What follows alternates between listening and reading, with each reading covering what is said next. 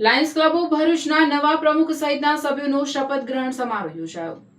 ભરૂચ શહેરના college road સ્થિત આત્મીય સંસ્કાર ધામ ખાતે વર્ષ 2026-27 માટે લાયન્સ ક્લબ ઓફ ભરૂચનો 65મો શપથ ગ્રહણ સમારોહ યોજાયો હતો, જેમાં લાયન્સ ક્લબ ઓફ ભરૂચના નવા પ્રમુખ તરીકે શક્તિસિંહ રાજપૂતે શપથ ગ્રહણ કર્યા હતા. આ સાથે જ સેક્રેટરી તરીકે પ્રજ્ઞેશ ભાવસાર સાથે તેમજ ટ્રેઝરર તરીકે દક્ષેશ શાહ સહિતના સભ્યોએ પણ શપથ ગ્રહણ કર્યા હતા.